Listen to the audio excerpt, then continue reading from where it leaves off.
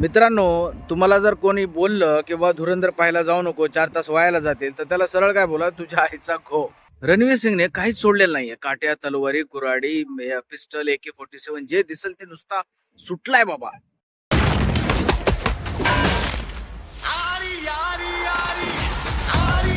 बरं, चित्रपटाची सुरुवात जी आहे ना, अशी भयानक दाखवली ना ओपनिंग. अर तो आपला पंजाबी पोरगा, म्हणजे पंजाबचा मुलगा आहे साधा, आणि तो पाकिस्तानला जातो आणि पाकिस्तानचा तिथे हमजा बनतो. आणि हमजा बनून जे त्यांना जो वाट लावलेली आहे पाकिस्तानची,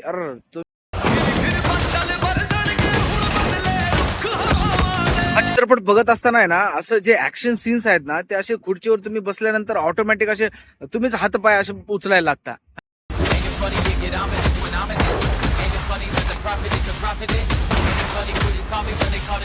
रणबीर सिंगची जी एनर्जी आहे ती अशी भयानक दाखवलेली आहे.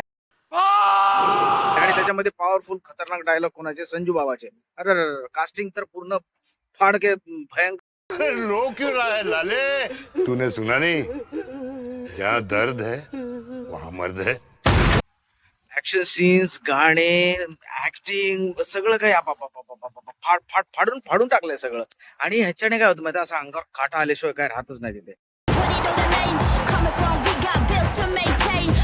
आणि हो, ह्याच्यामुळे काय झालंय, अख्खं सगळं हादरलंय. कोण? टॉलिवूड, बॉलिवूड, कॉलिवूड, हॉलिवूड, सगळं सगळं जे काय उडाय ते सगळं अख्खं मार्केट खाऊन टाकले धुरंधरने.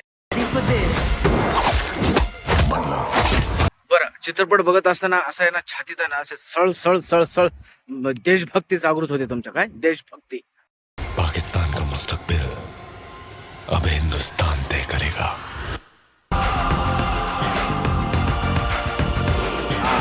आणि चित्रपट संपल्यानंतर काय होतं, तुम्ही खुर्चीवरून जेव्हा उठता ना, तेव्हा तुमच्या तोंडातून आपोआप निघतं काय,